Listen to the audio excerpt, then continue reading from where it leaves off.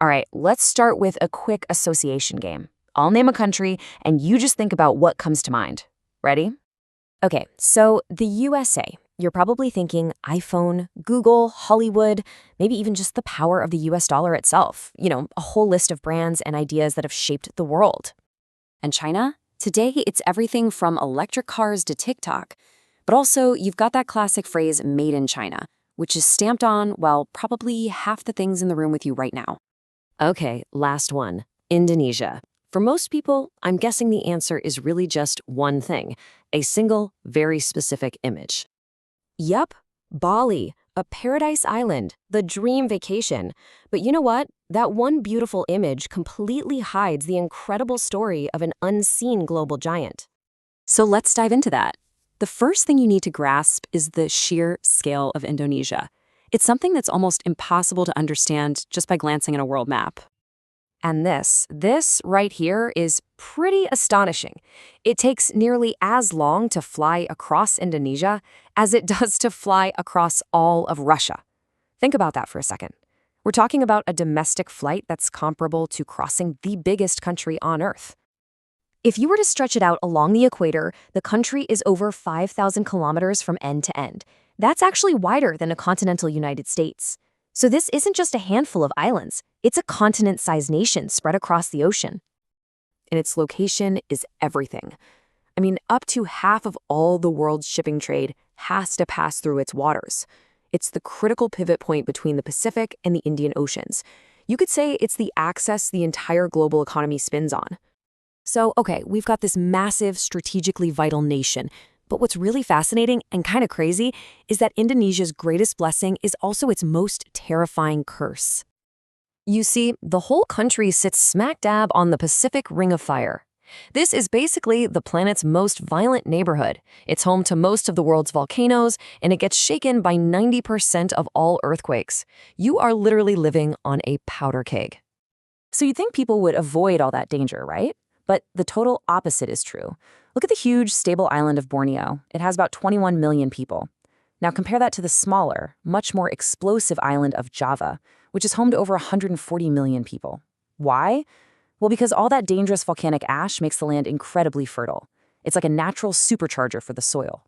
The danger is actually the source of all the abundance. And here's a wild example of just how connected our world is. Back in 1815, Mount Tambora erupted, and it was so powerful, it literally plunged Europe and North America into a year without a summer. All that gloomy, dark weather and famine directly inspired Mary Shelley to write the book Frankenstein. How crazy is that? One of the most iconic horror stories in history was born from the ash of an Indonesian volcano thousands of miles away. Which, of course, brings us to the central question here. With this immense scale, this strategic location, and all this natural wealth, why hasn't Indonesia become an economic powerhouse like some of its neighbors? Well, the answer isn't really about simple economics.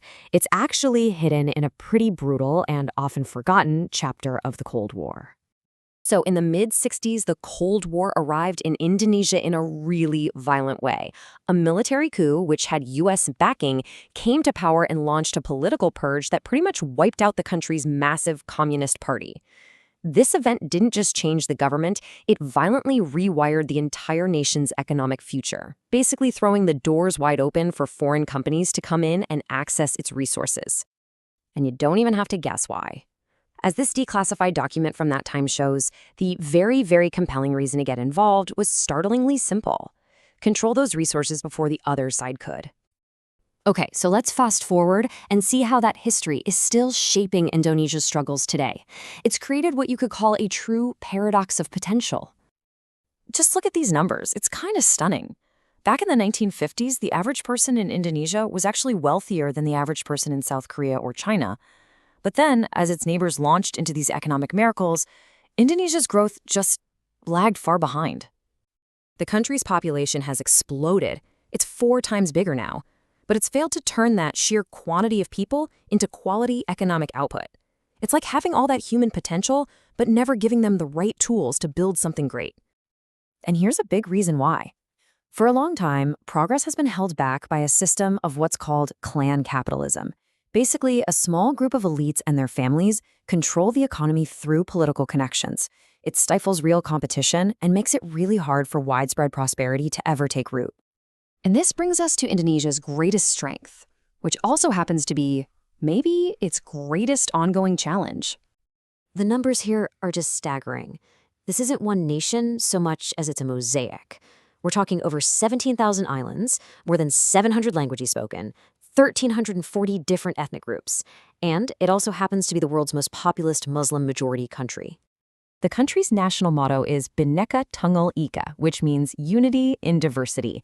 And this isn't just a slogan, it's something you can actually see. In the capital, Jakarta, the Grand Istiqlal Mosque stands right across the street from the massive Catholic cathedral. It's a very powerful, very deliberate symbol of harmony. So in the end, Indonesia's future probably isn't going to be decided by its gold mines or its geography. It's going to be decided by its people. Can this nation, with its incredible diversity, overcome a tough history and a system that concentrates wealth to finally claim its place as a global giant? The potential is all there. Unlocking it, well, that remains the ultimate test for this unseen giant.